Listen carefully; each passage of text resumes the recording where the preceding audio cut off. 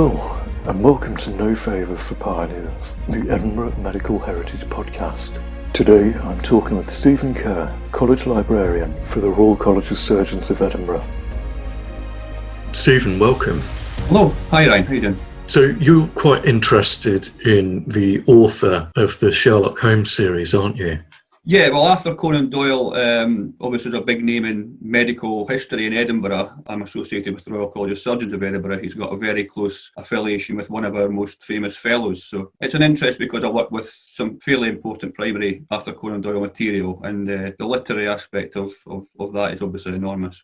So you had a relationship with one of Edinburgh's fellows. Who was that? That was Joseph Bell, who was part of the Bell dynasty. In order to understand Joseph Bell, the surgeon, you have to really understand his full context of what his family means to Edinburgh surgery. Now, Joseph Bell's great-grandfather was a guy called Benjamin Bell, who was a surgeon and who originally from Dumfriesshire. Benjamin Bell was a good bit before his time. He really applied a scientific approach to his surgery. He wrote extensively on the subject. He was always looking for new ways of anaesthesia. He was very interested in anaesthesia and chemical anaesthesia decades before James Young Simpson. So he was a very highly thought of surgeon and was a fellow of the Royal College of Surgeons of Edinburgh. Now, he had two sons, George and Joseph. They themselves had two sons, both called Benjamin, and Benjamin's grandson Benjamin had another son called Joseph. So it went Benjamin, Joseph, Benjamin, Joseph. So from 1771, when Benjamin Bell, the original Benjamin Bell, was affiliated, became a fellow of the Royal College of Surgeons of Edinburgh, until Joseph Bell, our Joseph's death in 1911, meant that for 140 years there was either a Benjamin or a Joseph Bell on the roll of the Royal College of Surgeons of Edinburgh, which is a fairly significant surgical dynasty. And our Joseph Bell, was born in 1837. He went on to have three children himself, two girls, Jean and Cecilia, and inevitably a son that he called Benjamin, although his Benjamin wasn't actually a surgeon, he was a soldier. So Joseph Bell was born in 1837. He was educated at Edinburgh Academy and Edinburgh University. He was president of the Royal Medical Society, and he was a very gifted surgeon. He graduated before he was 21, and he became a house surgeon to one of the most famous, probably his biggest influence, one of the most important men in Scottish, perhaps worldwide surgical history, a guy called James Syme. Now, James Syme was a huge name. He was an absolute legend for the first half of the 19th century in surgery. He was chair of clinical surgery in Edinburgh and in London for a brief time. Perhaps his biggest contribution was an indirect one, in that he was the inspiration for Joseph Lister, arguably the most important man in surgical history, to come to Edinburgh because he wanted to work with James Syme, which he did.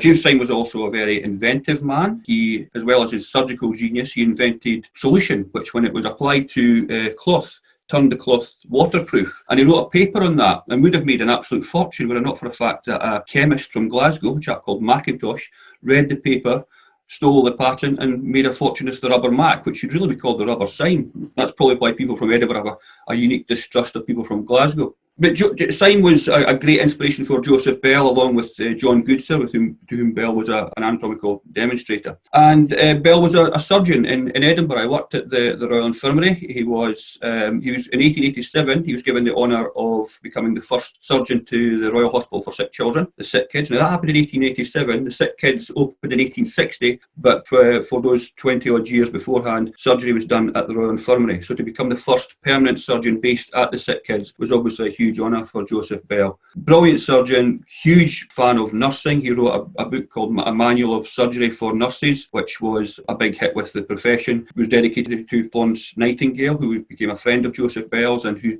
wrote to him thanking him for his work promoting nursing. And he was generally regarded as just one of the finest surgeons of his era, and he's still considered that today. But obviously his association with Arthur Conan Doyle has probably made him more worldwide famous for that. So a preeminent paediatric surgeon from a famous dynasty. And that explains why Joseph Bell was in Edinburgh at the time. But why was Conan Doyle in Edinburgh? Well, Conan Doyle was from Edinburgh, born in Edinburgh in 1859, so he's 22 years the junior of Joseph Bell. I will inevitably, throughout this interview, refer to him as Conan Doyle, for which I deserve my wrist slap, because that wasn't his surname. His surname was Doyle. Conan was his middle name, and it wasn't hyphenated. Conan came from his godfather, a gentleman called Michael Doyle. So if you catch me saying Conan Doyle, please accept my apologies, because it's not technically correct. He was born in Edinburgh on Picardy Place, which is appropriate enough where you'll find the Conan Doyle pub these days. And he was educated at Edinburgh briefly, and then he did most of his primary education at Stonyhurst College in Lancashire. That was probably paid for by a well-to-do uncle. It's a rather sad story, because unlike Joseph Bell, Doyle's father and his grandfather were both artists rather than surgeons. His grandfather, John, exhibited at the Royal Academy, but his father, Charles Altamont Doyle, was also a brilliant artist. He painted very vivid portraits, but sadly suffered from mental illness and alcoholism throughout most of his adult life, which you actually see reflected in his paintings. Altamont Doyle painted a painting called The Bells of St Giles, which we have in the Royal College of Surgeons of Edinburgh, which features a very vivid painting, which features headless horsemen and executed criminals swirling and flying around the spire of St Giles Cathedral. It's apparently inspired by the alcoholic hallucinations that Charles Doyle used to experience. So, but his father wasn't a regular figure in his life, which was a very, very sad situation. And Charles Doyle actually died under psychiatric care in Dumfriesshire. So Arthur Conan Doyle was educated at Stonyhurst in Lancashire, which he didn't enjoy. It was very much an old-fashioned English boarding school of cold showers and corporal punishment, which he didn't much care for. He came back to Edinburgh, briefly had a spell in Vienna, being trained, and he went to Edinburgh University. Now, he didn't really want to be a doctor. He harboured ambitions to become an engineer, but he wrote in his memoirs, "It was determined that I should become a doctor," probably because it was the most lucrative thing you could be in Edinburgh at the time. So it doesn't suggest somebody who's particularly in charge of his own decisions to a great extent. The person who probably most prompted him to becoming a doctor was a guy called Brian Charles Waller, who was a surgeon and who's lodged with his family at the time. So he went to Edinburgh University, and he was always very modest about his abilities as a student and as a doctor, Doyle. There's no doubt in that writing was his first love. He wrote his first and sold his first story while he was a student at Edinburgh University, which is called The Mystery of Sasassa Valley, I think it was called. I haven't read it, I'm afraid. But he was making reasonable money selling short stories here and there in his younger days, and that was his real passion. But, he was a diligent student. And that's, of course, where he met Joseph Bell. Although it should be pointed out, Joseph Bell didn't actually lecture at the university. A bit of professional pride for myself here. He was actually a lecturer at the Extramural School of Medicine of the Royal Colleges. It's often thought that he was a lecturer at university, but it was an extramural school that he lectured at. And Arthur Conan Doyle enrolled in his clinical surgery course, and that's where the two met. So meeting is one thing, but building a strong relationship is another. So how did that relationship develop? Joseph Bell was a legend amongst medical students at the time. As well as being a brilliant technical operator, he had an astonishing ability to diagnose, and this is where Sherlock Holmes comes in. I'll give you a bit of background as to what Joseph Bell was like as a man as much as a surgeon. He was famed for his diagnostic abilities. I mean, he's actually, I'm sure many people will have seen Gregory House, portrayed by Hugh Laurie. Well, the showrunner of House has said that it was based in part on Joseph Bell, not on Sherlock Holmes, directly on Joseph Bell. So he's become a bit of a famous figure in his own way. He's even mentioned in Doctor Who a few years ago. David Tennant meets Queen Victoria and refers to himself as a doctorate of Edinburgh who studied under the famous Dr. Bell himself. So he was a legendary figure. But it wasn't just because he was a great surgeon, it was because he had this astonishing, almost supernatural ability to diagnose and to show deductive abilities. Now, I say supernatural, but there was nothing really supernatural about it. He studied very hard to achieve this ability. He studied handwriting and dialectology. He would understand where somebody came from, or where their family came from their accent or from their handwriting, perhaps even personality traits based on that. But he always did it with a sort of scientific theory behind it. There's a huge amount of stories about what Joseph Bell demonstrating his deductive abilities. There's most famously that's reflected in the Sherlock Holmes stories is when he meets a man and says, "Good morning, sir. I understand you'll be a soldier, are you?" And the man goes, "Yes, sir." And he goes, You'll be from a Highland regiment? He goes, yes, sir. He goes, you'll be a non-commissioned officer? Yes, sir. He goes, and you've recently returned from Barbados? Yes, sir. And the student, let's say it's Doyle, says, how on earth did you know that? He says, well, here is a man who's clearly of a military type because he's polite, but he didn't remove his hat when we met. That's a military trait. He's well-spoken, so I'm guessing he's an officer. He's Scottish. He's got a Highland accent, so I'm guessing he's from a Highland regiment. And his skin is tanned, and he's suffering from elephantitis, which is prevalent in Barbados at the moment. Just from saying yes, the guy saying yes, sir, 4 times to Bell, he was able to deduce all that. That exchange makes its way almost directly, word for word, into the Conan Doyle story. So the Doyle story, I think it's called The Adventure of the Greek Interpreter, as a Sherlock Holmes story, and it's taken from that. So Bell would become famous, throughout Edinburgh medical education for this ability, and students would flock to his classes. There's a story about Bell, which is probably apocryphal, which has been attributed to a lot of other people, where he says to his students, gentlemen, one of the most important things you must learn is to use all 5 senses when carrying out an observation, any sort of deduction or diagnosis. And I will demonstrate this today. And he goes and takes a bitter solution in his hand, dips his finger in it and licks it.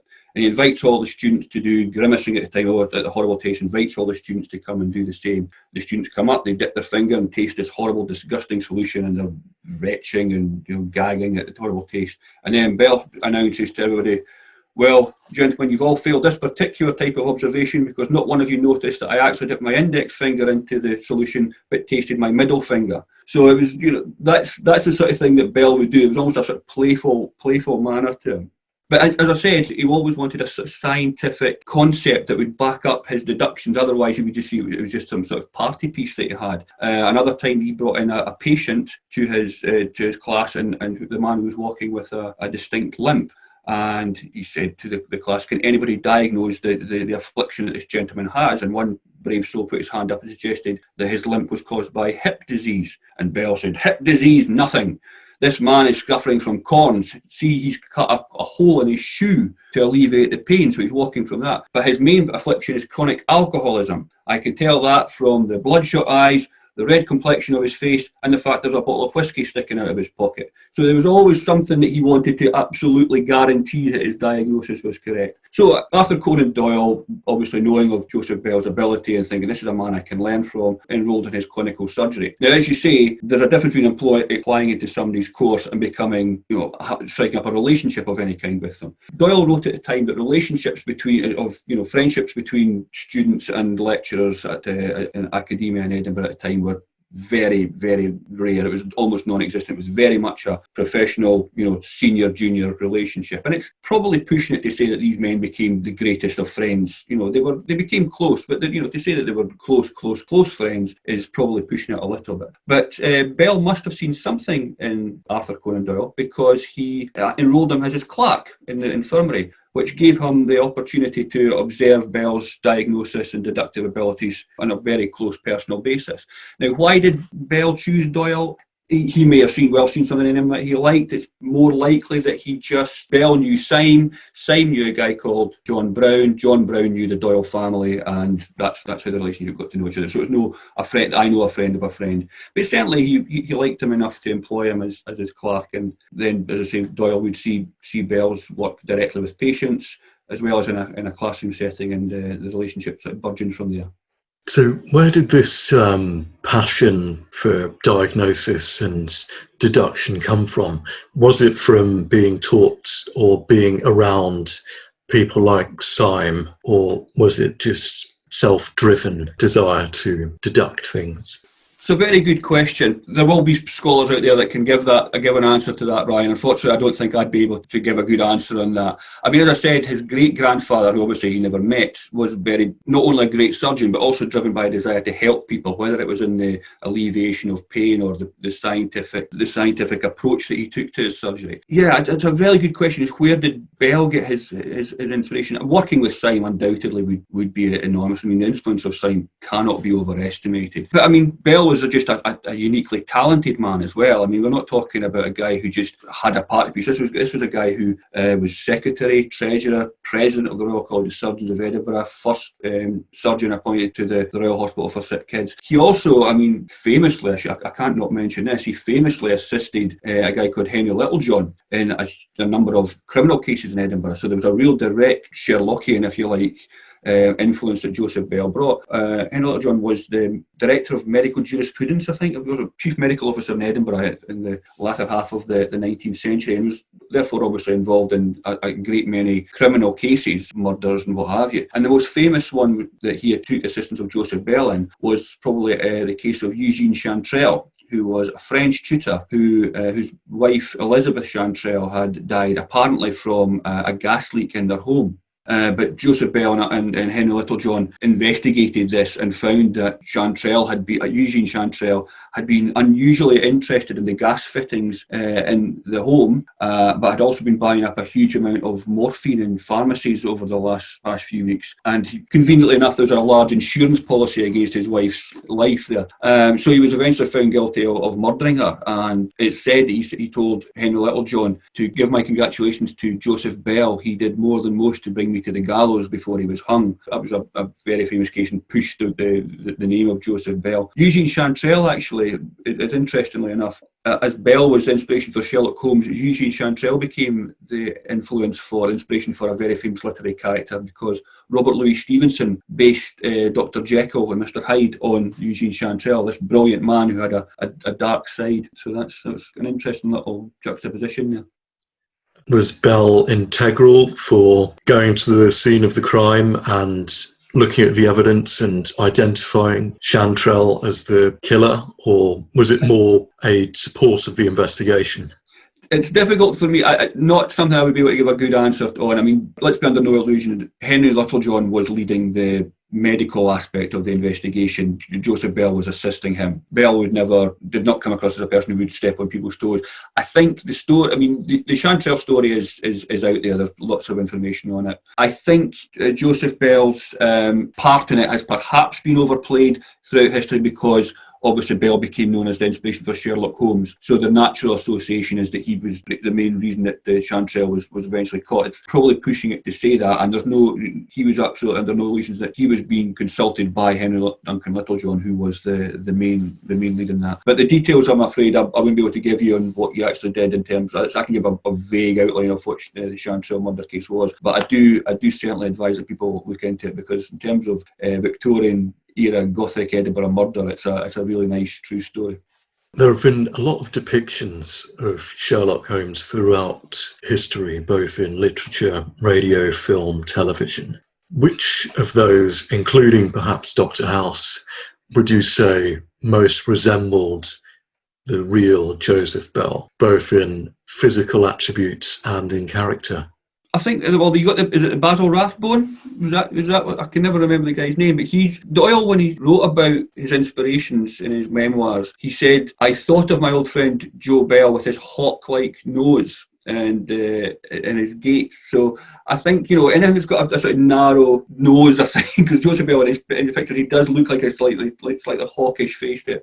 So I mean, physical depictions, I mean, I haven't got a comprehensive list of everybody who's played Sherlock Holmes. The interesting one about depicting Joseph Bell, as a story I should tell you, is that Brian Cox depicted Joseph Bell in a TV drama about 15 years ago called The Curious Case of Arthur Conan Doyle and Sherlock Holmes, and he depicted Joseph Bell. Now, coincidentally, Brian Cox visited the library of the Royal College of Surgeons of Edinburgh, where I work, and because he was filming a completely separate drama, and I got talking to him. He was a very, very, very nice guy. And he says to me, I understand you've got a collection of material relating to Joseph Bell. And I says, actually, yes, we do. We've got the Joseph Bell collection. He said, I just thought he was a Sherlock Holmes fan. And he said, the reason I'm asking is that I'm going to be playing him in a drama that's starting filming in 3 or 4 weeks. I said, all right. I said, great. And I didn't have the heart or the courage to tell him, you don't look anything like him. You know what I mean? And I was thinking the makeup guys are going to have the work cut out making Brian Cox look like Joseph Bell. And sure enough, 4 weeks later when they filmed it and I finally saw the programme, he hadn't changed a bit. He had a beard. He just didn't look anything like Joseph Bell, but he's a magnificent actor and he carried the role off superbly regardless of how little he resembled the man. So perhaps Brian Cox is not the best person to depict him No, physically, no. but Basil Rathbone is. I would say, yeah. I mean, people think, guys like, I suppose everybody nowadays, the younger generation will always think of Benedict Cumberbatch, who was, fantastic in it, absolutely brilliant. But Benedict Cumberbatch is, I think Joseph Bell would be the first to admit, Benedict Cumberbatch is far better looking than he was, What about, because Dr. House quite famously had a limp. Yes, yeah. Was that something from Bell as well? Well, I don't know if the House one is a direct inspiration, or if it's a coincidence, because Bell did famously have a limp. Arthur Conan Doyle said that he had a jerky way of walking. Now, the story of how he got the limp is quite an interesting one. If it's true, it's been attributed to this reason. As I said, he was a paediatric surgeon. And in one day in the early 1860s, he was operating on a child who was suffering from diphtheria. And I hope nobody's eating when I tell this story, because it's not particularly pleasant. But this child who had diphtheria, Joseph Bell inserted a pipette into his throat and sucked out the infected mucus, some of which made its way into Bell's throat. Over the next few days, he wrote in his diary that he was suffering from a massively irritated throat, felt high temperature, felt very unwell, and it was diagnosed that he had contracted diphtheria from doing this. Now, apparently, and I'm not a clinician, so you'll be able to tell me if this is true or not, but apparently diphtheria can cause ulcers on the leg, one of which formed on Joseph Bell's leg and became infected and left him with a slight, not massive, but certainly a slight and distinct and permanent limp that Arthur Conan Doyle noticed when he first met Joseph Bell and wrote about, in his diary. And I don't know if the Gregory House is based on that very fact. It could be, but if not, it's a very strange coincidence. And I suppose that not all depictions have been like this, but particularly the more modern ones have had Sherlock Holmes as quite an abrasive, unlikable character. From what I've heard, Joseph Bell is the complete opposite. But are there any characters in Doyle's life that would have fit that abrasive attitude? It's a really good question. I mean, it's always pushing it to say that Joseph Bell was the only inspiration for Sherlock Holmes. It almost certainly wasn't the case. I mean, there'll be an awful lot of people in there.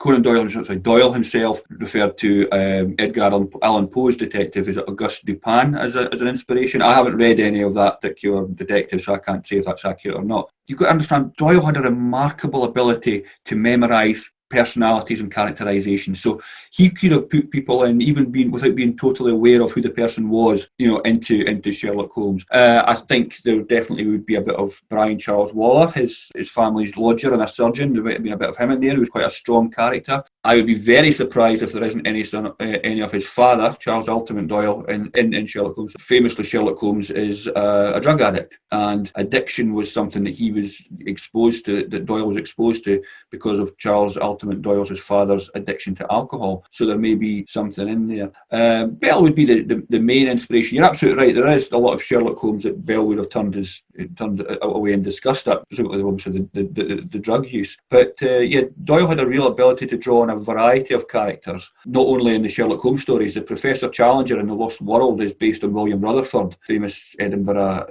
University lecturer and surgeon. But yeah, I mean, I would never say that Joseph Bell was the only inspiration for Sherlock Holmes, but he is the main one, in my opinion. I'm strongly believe that. Well, I know that because I've got the evidence in the college.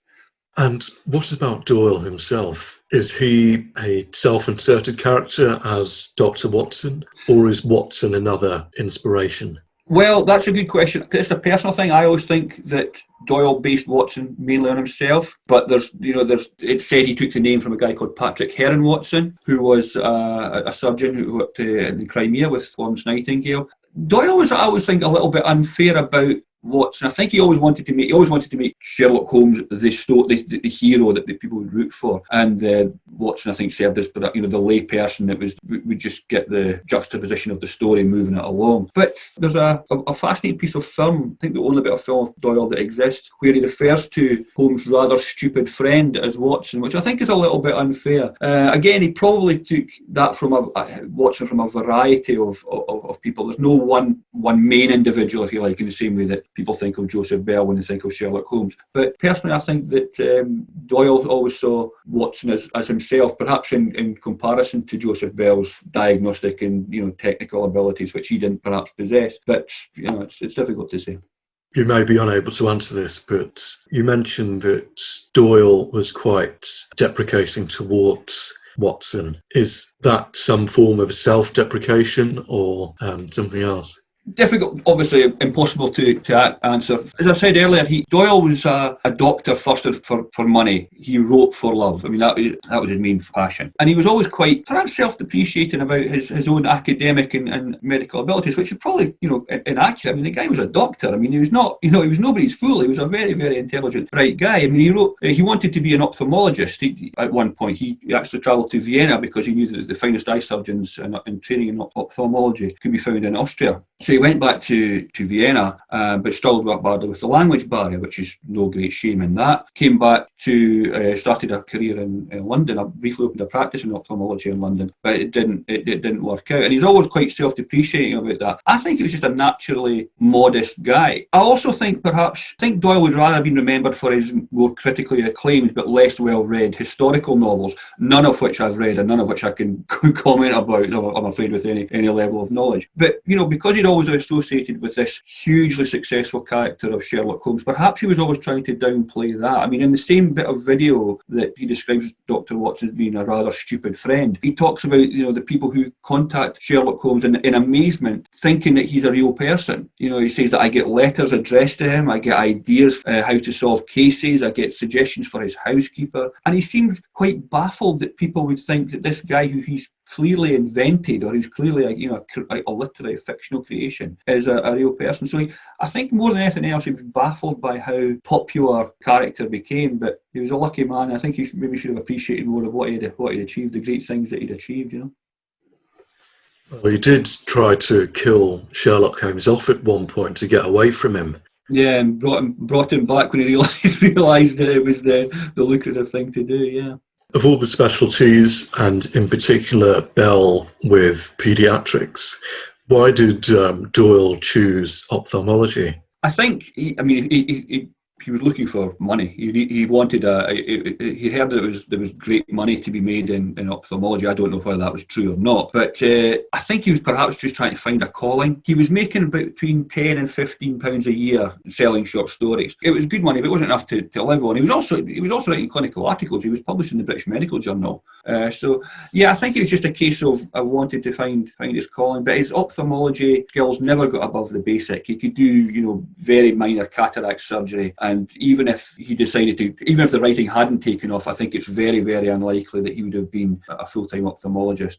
As luck would have it, when his ophthalmic practice in London failed, he had already by this time sold the first Sherlock Holmes novel, A Study in Scarlet. But most significantly, the same year that his ophthalmic practice didn't work out, the Strand magazine began publishing Arthur Conan Doyle stories on Sherlock Holmes regularly. And, the rest is history, as they say.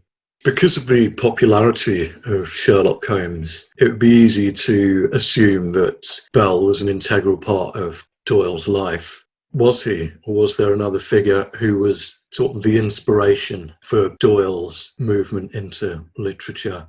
That's a good question. I would think it's just really helps his passion. Again, I'm moving almost into the element of cod psychology here. He really didn't like being down in Lancashire at Stonyhurst College. I mean, he really thought it was just a horrible, backward way of thinking. So I think that was an element that I want, like an escapism, if you like. Also, when he was a student, excuse me for plugging the collections of which I work, but in the Royal College of Surgeons of Edinburgh, we've got a wonderful clinical notebook from 1879 that is written by Arthur Conan Doyle, and it's a really lovely sort of clash, if you like, between his passions, because he had the academic side of it and the literary side of it, because he's got alongside clinical notes on anatomy and surgery and pharmacy and all the standard stuff, he's written a story called The American Story, which is an old-fashioned Western adventure, handwritten in pencil, and alongside a humorous verse dedicated to the Royal College of Surgeons of Edinburgh. So this notebook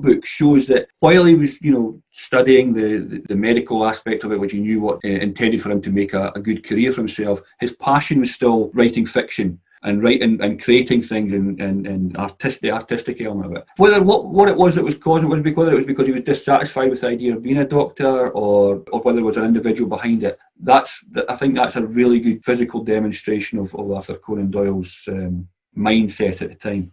Fantastic. And one final question. From all of these anecdotes and stories, what would you say is a core lesson for people to take away for the modern day? What would be a core lesson from the Arthur Conan Doyle and Joseph Bell? That's a real tough one. I guess, as I said earlier, I think Conan Doyle and Joseph Bell would probably both rather be remembered for other things than Sherlock Holmes. Joseph Bell probably for his surgical ability, Arthur Conan Doyle for his historical work, and for his spiritualism, which was very, very important to him, particularly towards the end of his life after his son died. So the core thing I would say is, if people like what you do, be proud of it. It's difficult to say that Joseph Bell didn't like being Sherlock Holmes. Some people suggested that he resented it. That was certainly not true. He was probably quite flattered, but he would downplay it.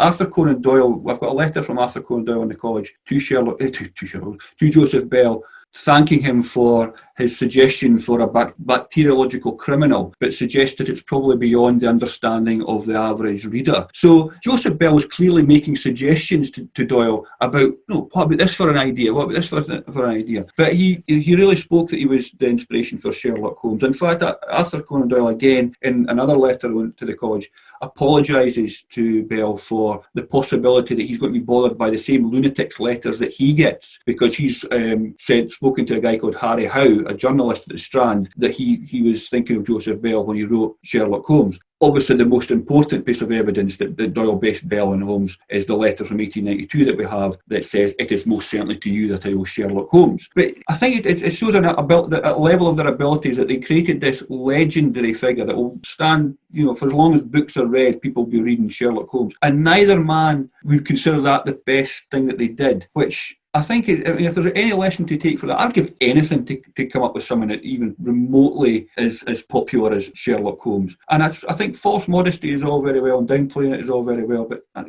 if you do something that people genuinely love, there's nothing wrong with taking a bit of pride in it. But different times, different approaches. Nowadays they'd have their own Twitter accounts, they'd be on Facebook telling everybody about their new book coming up, and there would be marketing and all that. But Bell thought himself as a surgeon first and foremost. He thought himself as a doctor first and foremost. And Doyle thought himself as a writer first and foremost, rather than just the creator of one of the most beloved characters of all time. Stephen, thank you very much. Pleasure. Thank you very much. Thank you.